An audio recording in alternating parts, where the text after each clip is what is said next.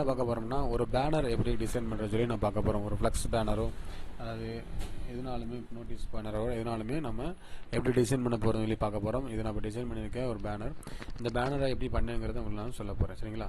First நம்ம என்ன செய்ய போகிறோம்னா, ஒரு சைஸ் ஒரு ஒரு ஒர்க் ஸ்பேஸ் நம்ம வந்து கிரியேட் பண்ண போகிறோம். அதாவது என்ன சைஸ் பண்ண போகிறோங்கிறதுனா பேனருக்கான சைஸை நம்ம வந்து தெரிஞ்சு வச்சுக்க முடியும். தெரிஞ்சு வச்சுட்டு அந்த பேனருக்குள்ள சைஸ் வந்து ஜென்ரலாக வந்து இப்போ ஃப்ளெக்ஸ் பேனராக இருந்தால் அதை வந்து ஃபீட்டில் தான் அடியில் தான் கணக்கு பண்ணுவாங்க. அதனால நம்ம இன்ச்சஸில் தான் ஃபோட்டோஸில் இருக்கிற மேக்ஸிமம் அளவு. அந்த இன்ச்சஸை வந்து என்ன பண்ணால் அடிக்கு நம்ம கன்வெர்ட் பண்ணிக்கலாம். கன்வெர்ட் பண்ணால் இன்னும் கொஞ்சம் ரெசல்யூஷன் நல்லா கிடைக்கும்.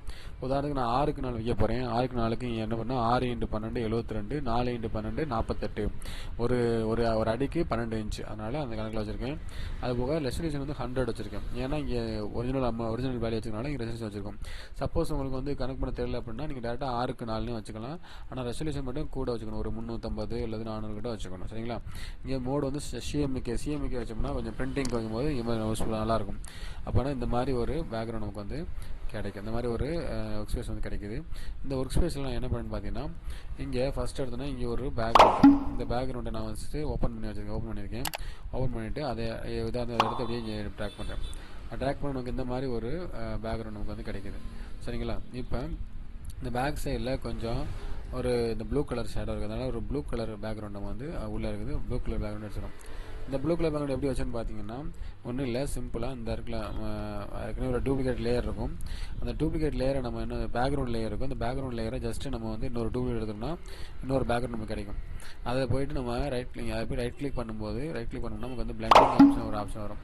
அந்த பிளெண்டிங் ஆப்ஷனில் போய்ட்டு நம்ம என்ன பண்ணுறோம் பார்த்தீங்கன்னா, கலர் ஓவர்லே, இந்த கலர் ஓவர்லே போய் நம்ம இந்த ப்ளூ கலர் கொடுத்தோம்னா இந்த ப்ளூ கலர் ஆட்டோமேட்டிக் நமக்கு வந்துடும். அதுக்கப்புறம் இந்த லேயரை தூக்கி என்ன பண்ணுறோம், மேலே போட்டுக்கணும். மேலே போட்டுனா நமக்கு வந்து அந்த ஒரு கிடச்சிடும். சரிங்களா? இப்போ நமக்கு வந்து பேக்ரவுண்ட் நம்ம செட் பண்ணியாச்சு. இப்போ நம்ம வேர்டிங்ஸ் ரெடி பண்ணுறது. இப்போ வேர்டிங்ஸ் வந்து பார்த்தீங்கன்னா ஃபஸ்ட் எடுத்தோன்னே இந்த கடவுளுடைய வார்த்தை வசனம், பைபிள் வசனம் போடணும். பைபிள் வசனங்கிறத டைப் பண்ணுறதுக்கு எல்லாம் தெரியும். டைப் பண்ணுறதுக்கு வந்து ஃபஸ்ட் எடுத்து என்ன பண்ணணும்னா, கீமேன் அப்படிங்கிறத நம்ம இன்ஸ்டால் பண்ணிக்கணும். கீமேனுங்கிறத சாஃப்ட்வேர் நம்ம வந்து தமிழ் டைப்பிங் இன்ஸ்டால் பண்ணிட்டோம்னா அந்த ஆப்பை வந்து இன்ஸ்டால் பண்ணிவிட்டு அதை போய் இங்கே இந்த கார்னர் வந்தீங்கன்னா உங்களுக்கு வந்து அந்த ஆப் இருக்கும். அந்த ஆப் ஃபஸ்ட்டு வந்து நார்மல் இந்த மாதிரி இருக்கும். அதை கிளிக் பண்ணி இந்த தமிழ் டைப்ரைட்டர் வச்சுட்டு என்ன பண்ணி ஃபாண்டில் போயிட்டு கேரக்டரில் நமக்கு வேணும் கேரக்டர் சைஸ் வச்சுக்கணும்.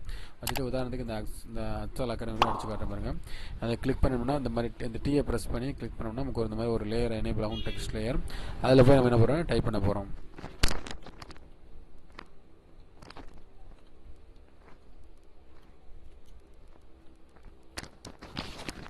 அட்சால் அகாடமி சொல்லி டைப் பண்ணிட்டேன்.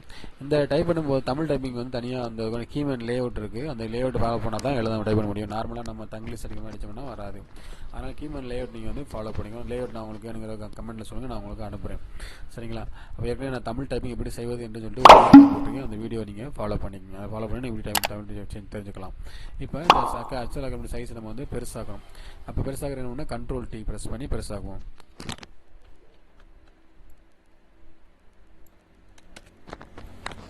Ctrl+T ப்ரெஸ் பண்ணிவிட்டு Alt+Shift ஹோல்ட் பண்ணிவிட்டு நம்ம எழுத்தோம்னா ஆட்டோமேட்டிக்காக இந்த வரும். இப்போ நம்ம வந்து ஃபாண்ட் ஸ்டைல் வந்து இந்த ஃபாண்ட் ஸ்டைல் நமக்கு வந்து இந்த ஃபாண்ட் ஸ்டைல் நம்பர் என்ன 79. அப்போ என்ன போகணும், இந்த ஃபாண்ட் ஸ்டைலில் போய்ட்டு இங்கே கேரக்டரில் போய்ட்டு 79 ஃபிக்ஸ் பண்ணினா உங்களுக்கு வந்து இந்த ஃபாண்ட் ஸ்டைல் நமக்கு வந்து கிடைச்சிடும். இப்போ நம்ம கலர் மாற்றுறதுக்கு ரைட் கிளிக் பண்ணி கிரேடியன்ட் இங்கே வந்து டபுள் கலர் இருக்குங்க. டபுள் கலர்னா கிரேடியன்ட் ஓவர்லே, சிங்கிள் கலர்னா கலர் ஓவர்லே, டபுள் கலர் வேணா gradient overlay, double colour triple colour வேணால் கூட வச்சுக்கலாம். சரிங்களா? அப்போ இங்கே கிளிக் பண்ணோம்னா உங்களுக்கு என்ன கிடைக்கும் பார்த்தீங்கன்னா, உங்களுக்கு வந்து இந்த மாதிரி ஒரு கிளிக் பண்ணிட்டு இந்த இதை கிளிக் பண்ணிங்கன்னா உங்களுக்கு வந்து கலர் கிடைக்கும். கலரில் போய்ட்டு இங்கே வந்து ப்ரௌன் கலர், அங்கே ப்ரௌன்னா லைட்டாக ஒரு ரெட் டிஷ் ப்ரௌன் வச்சுட்டு அடுத்து இங்கே போய்ட்டு ஒரு ரெட்டு கிளிக் பண்ணிவிட்டு என்ன பண்ணணும், அடுத்து என்னென்னா ஸ்ட்ரோக் என்ன பண்ணணும், ஒரு ஒயிட் கொடுத்தீங்கன்னா உங்களுக்கு வந்து ஒரு அந்த அவுட் நம்ம லெட்டர்ஸ் நம்ம எடுத்து கொடுக்கும். இப்போ அட்சால் அகாடமின்னு சொல்லி நம்ம வந்து இங்கே இருக்க மாதிரி நம்ம இந்த வேர்டிங்ஸ் நம்ம வந்து ஃபிட் பண்ணியாச்சு. அடுத்து எல்லாமே அதே மாதிரி தான். இப்போ உதாரணத்துக்கு இங்கிலீஷ் இருக்குது. இந்த ஸ்போக்கன் இங்கிலீஷ் பின்னாடி எப்படி இந்த இது வந்துச்சு பார்த்தீங்கன்னா, அந்த ப்ளூ கலர் எப்படி இருக்குன்னு பார்த்தீங்கன்னா, இந்த ஷேப் டூல் போகிறோம். ஷேப் டூலில் போயிட்டு கிளிக் பண்ணிவிட்டு இப்படி இழுத்தோம்னா நமக்கு கிடைக்கும். டேட்டா கிளிக் பண்ண கிடைக்காது. இங்கே இந்த கார்னரில் இங்கே மேலே பார்த்தீங்கன்னா இந்த இடத்துல நீங்கள் வந்து இதை எனேபிள் பண்ணிக்கணும். எனேபிள் பண்ணால் தான் இங்கே இருக்கும். சப்போஸ் இங்கே எனேபிள் பண்ணிட்டு வரைஞ்சிங்கன்னா வெறும் இந்த அவுட்லைன் மட்டும் கிடைக்கும், உங்களுக்கு வந்து ஷேப் உங்களுக்கு கிடைக்காது. இப்போ நமக்கு வந்து ஷேப் வந்து கிடச்சிச்சு. இந்த ஷேப் வந்து என்ன எல்லோ கலரில் இருக்குது. அப்போ எல்லோ கலருக்கு நம்ம என்ன பண்ணணும், ப்ளூ கலருக்கு மாற்ற இருக்கணும். அதே ரைட் கிளிக் பண்ணி மறுபடியும் என்ன பண்ணால் கலரில் போயிட்டு இந்த ப்ளூ கலர் வேணாலும் அந்த ப்ளூ கலர் கிளிக் பண்ணால் அந்த ப்ளூ கலர் ஆட்டோமேட்டிக்காக கிடச்சிடும். கிடச்சிட்டோன்னே அதே மாதிரி ஆட்டோமேட்டிக்காக என்ன செய்யலாம், நீங்கள் வந்து இந்த லெட்டர் உங்களுக்கு வந்து இங்கே வந்து லிங்க் ஆகிருக்கு. அதை நம்ம அன்லிங்க் பண்ணுறதுக்கு ஷிஃப்ட்டை ப்ரெஸ் பண்ணி கிளிக் பண்ணிங்கன்னா உங்களுக்கு வந்து செலக்ட் பண்ணிங்கன்னா உங்களுக்கு வந்து அந்த அன்லிங்க் ஆகிடும். இப்போ எடுத்துகிட்டு வச்சிங்கன்னா ஆட்டோமேட்டிக்காக உங்களுக்கு அந்த மாதிரி கிடைக்கும். இதோட சைஸ் இன்க்ரீஸ் பண்ணால் அதே மாதிரி கண்ட்ரோல் T தான். கண்ட்ரோல் T ப்ரெஸ் பண்ணிட்டு மேலே எழுத்துக்கலாம். இப்போ எழுத்து வந்து சைடில் வந்து அழிச்ச மாதிரி இருக்குது. அது எப்படி அழிச்ச மாதிரி பண்ணி பார்த்தீங்கன்னா ஃபஸ்ட்டு இந்த ஷேப் வந்து நம்ம நார்மல் ஷேப்பாக இருக்குது. இது வந்து நம்ம வந்து ரீஸ்ட்ரைட் பண்ணிக்கணும்.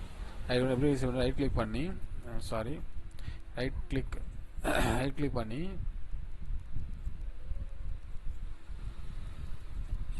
அந்த லேயரில் வச்சு ரைட் கிளிக் பண்ணிங்கன்னா உங்களுக்கு வந்து ரைட் கிளிக் பண்ணால் அந்த ரீஸ்ட்ரைஸ் அப்படிங்கிற ஆப்ஷன் இருக்கும். வந்தோடனே இது வந்து நார்மல் லேயராக கன்வெர்ட் ஆயிரும். அதுக்கப்புறம் இந்த எரேசர் டூலை வச்சு லைட்டாக நீங்கள் ஒன்றா ரெண்டு பக்கம் நீங்கள் அழிச்சிங்கன்னா உங்களுக்கு ஒரு டிஃப்ரெண்ட்டான ஒரு நல்ல லுக் உங்களுக்கு வந்து கிடைக்கும். அதுக்கப்புறம் உங்களுக்கு வேணும்னா கண்ட்ரோல் T ப்ரெஸ் பண்ணி என்ன பண்ணலாம், ரெண்டு பக்கமும் நீங்கள் அதோடைய லென்த்தை நீங்கள் வந்து இன்க்ரீஸ் பண்ணிக்கிறேன். இந்த மாதிரி தான் ஃப்ரெண்ட்ஸ் நான் வந்து இந்த பேனர் ஃபுல்லாக டிசைன் பண்ணேன். அடுத்து இந்த இமேஜ் எப்படி நம்ம இன்சர்ட் பண்ணுற கூட பார்க்கலாம். இமேஜ் நான் ஆல்ரெடி எடுத்து வச்சுருக்கேன். இந்த இமேஜை நம்ம எடுத்து இந்த இமேஜை நம்ம என்ன பண்ணலாம்னா ஐ திங்க் இந்த இமேஜ் இருக்குது. இப்போ இந்த ஒரு இமேஜ் இந்த மாதிரி ஒரு இமேஜ் ஓப்பன் பண்ணிக்கிறோம். ஓப்பன் பண்ண தெரியும் நினைக்கிறேன் உங்களுக்கு. ஃபைலில் போய்ட்டு ஓப்பன் பண்ணி நீங்கள் ஏதோ ஒரு இமேஜை கிளிக் வந்திருக்கு. இமேஜை கிளிக் பண்ணிவிட்டு ஓப்பன் கொடுத்தீங்கன்னா ஓப்பன் ஆகும். அதுக்கப்புறம் என்ன பண்ணால் இந்த மாதிரி ஈவன் பேக்ரவுண்ட் அந்த ஏற்கனவே சொல்லிக்கேன், எப்படி பேக்ரவுண்ட் ரிமூவ் பண்ணணும்னு சொல்லிக்கேன். அந்த வீடியோ தனியாக போட்டிருக்கேன். அதையும் அந்த வீடியோ அந்த ஈவன் உங்களுக்கு வந்து இந்த மாதிரி ஷேப் கிடைக்கும். அப்புறம் கண்ட்ரோல் ஷிஃப்ட்டை இன்வெஸ்ட் பண்ணிவிட்டு ஒரு ஸ்வெதர் ஒரு 1.5 வச்சுட்டு என்ன பண்ணணும், டக்குன்னு அந்த படத்தை நீங்கள் இங்கேருந்து அழகாக இங்கே இழுத்துக்கலாம். பார்க்க சின்னமாக இருக்குது. அந்த படத்தை கண்ட்ரோல் T ப்ரெஸ் பண்ணி இன்க்ரீஸ் பண்ணிக்கலாம்.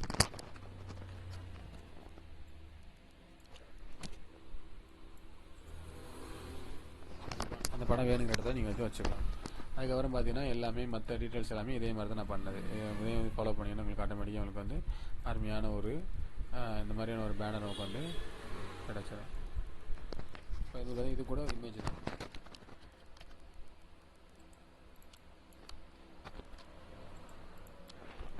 இந்த மாதிரி இமேஜ் லிங்க் பண்ணுறதுக்கு வந்து இந்த கிளிக் பண்ணிவிட்டு ஷிஃப்ட் அமைக்கி இப்போ கிளிக் பண்ணிங்கன்னா உங்களுக்கு ஆட்டோமேட்டிக்காக அந்த இமேஜ் வந்து லிங்க் ஆயிரும்.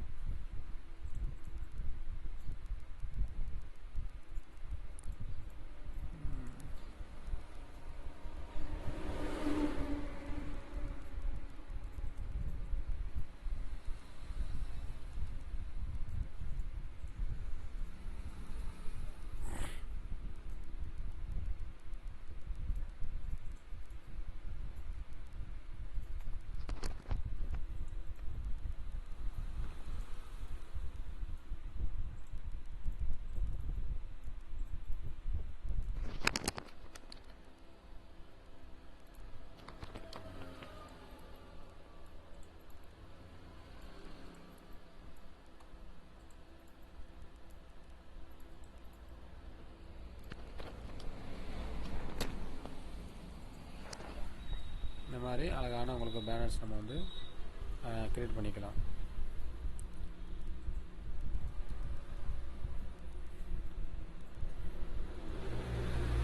ஓகே ஃப்ரெண்ட்ஸ், இன்றைக்கி நம்ம அழகான ஒரு பேனர் நம்ம எப்படி டிசைன் பண்ணி சொல்லி பார்த்தோம்.